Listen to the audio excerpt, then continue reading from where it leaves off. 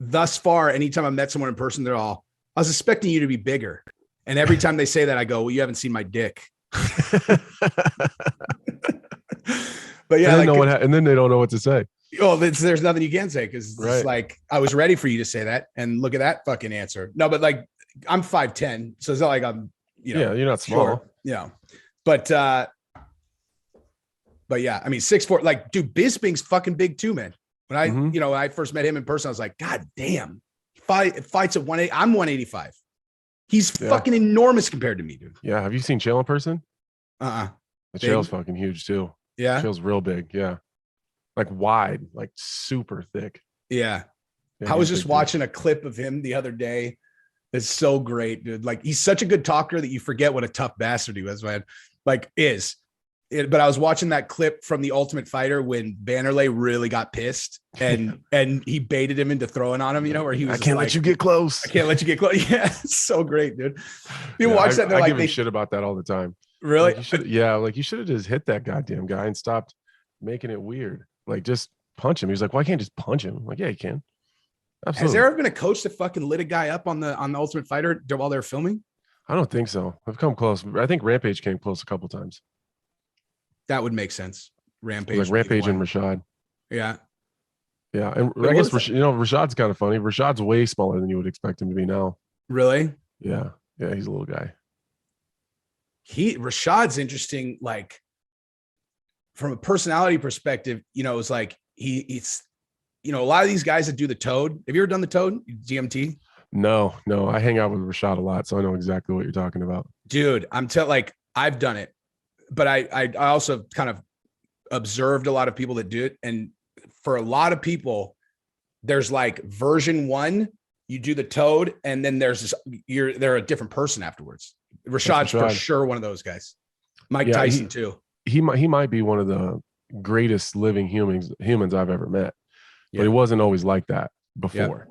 Like he came out of those DMT trips, a vegan, no more alcohol. He cares about the animals and his health, and he's super introspective and he's just really in tune with himself and the world and the meaning of life. It's really interesting when you spend any amount of time with him. I always learn something about myself that I didn't know. And some people I would imagine probably think that it's pretty weird, but if you just, I don't know, sometimes you just have to let go and just listen, and he'll take you down this journey. Yeah. And you won't have any idea where it's going. He owns like a mushroom company, like microdosing mushrooms. Oh yeah. And they make like a tea, and because I'm not all about the psychedelic trips, and it's just not my thing, but the microdosing part of it's kind of cool. It's just like this real calming, zen, real relaxed, I don't know, kind of body warmth feeling. Yeah. And that's when he gets me. Then he wants to start talking about the galaxy and the meaning of life. And that's when he gets me. He drugs you first, and then he's like, all right, now let's talk. No, yeah. I did microdosing for about 4 months, and then I just stopped. Like it was one of those things. It was like, like and I mean that like in a good way, where it's like, if you can do something like that and you can just kind of just turn it off, especially if you have an addictive personality, and like, it seems like a good therapy option for people. Yeah. But the DMT thing, it's like, I don't think for you, if I was going to guess, I don't think that there would be some big titanic shift in you before and after, just because you strike me as a pretty introspective guy that like kind of understands your place in the world. And not that the others don't, but what it does is it just eviscerates your ego. Like it'll teach you the difference between what ego and confidence is. Like those are not the same thing. They're the opposite, actually. No, they're the exact opposite of each other. Which makes sense why that would be super beneficial for Rashad, because as good of a guy as he is now, I don't think he was always like that. Rashad always definitely had a big ego and maybe a little bit arrogant and full of himself. And he couldn't be the opposite. He couldn't be further from the opposite of that now. Yeah.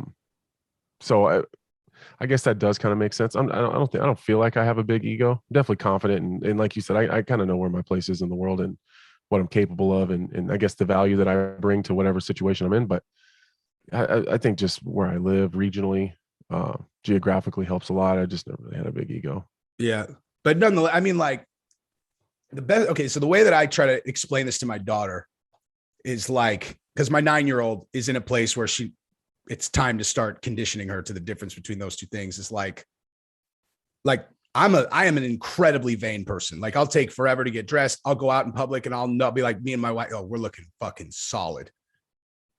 That's confidence as far as I'm concerned. And then how you interact with people, confidence. Ego is if you're waiting in line at a club and everyone's miserable in line and someone comes out and grabs you and they're like, oh, hey, you can skip the line. And as you're kind of walking past everyone that's having the worst time ever, the fact that they're envious of you and think that you're a big deal, if that makes you feel good, that's your fucking ego. For sure. That makes like a lot of sense. Making people feel like if other people, making other people feel bad and envious makes you feel good, that's something you should examine because that's not confidence. Right. No, I totally agree. That's a great way of explaining it too. I'll probably steal that. Do it, dude. I would be flattered if you did. Because I would say me and my wife and I are very similar. I care about what I look like. You know what I mean? Like I don't just, if we're going out to a nice dinner, like I'll take exactly as long as she does to get ready. Me too. And that's just, and I don't even have hair. That's just how it is. But I would rather stand in the line. You know what I mean? Like if I'm with a group of people and like you can come, but everyone else stays, like, nah, I'll just chill. Yeah. Shit, I'll take the skip the line, but I'm not going to get any satisfaction knowing people are miserable and they're looking at you like, geez, I wish I was him. It's like, yeah, bitch, but you're not.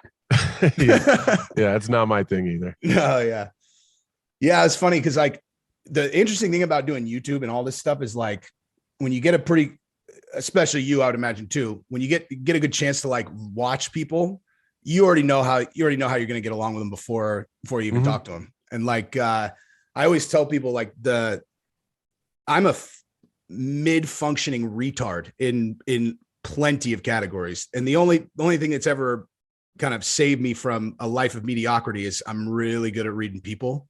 And I'm also really good at spotting other people that can read people like me. And you are for sure one of those people. Oh yeah. Not a lot I can of figure people out pretty quick. Yeah.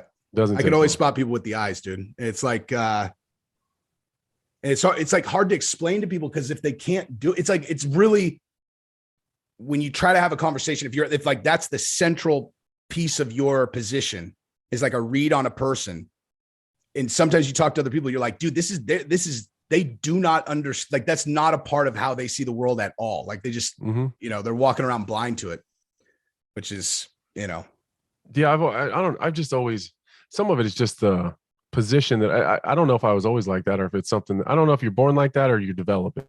So I don't know if I've always had it, but I've always been able to tell when someone's got a different motive than maybe the one that they're showing at face value. And in the world that I'm in, everybody wants something from me for the most part. It's those relationships and those, I don't know, those meetings or those friendships when you figure out like, okay, they don't really want anything. They don't need anything from me. And that's usually the ones that are the easiest to spot. It's like, even you and I chit chat, like, you don't need shit from me. You know what I mean? There's no value. Not yet. I'm gonna hit you with it afterwards. That's okay. We can do that. I'm just kidding. But yeah, I don't know. It's really easy to spot. And sometimes I'll see even other guys in the gym or friends and like, yeah, this girl or this dude, and man, this really cool. And they're going to do like, no, the fuck they're not. Like, how do you not see that?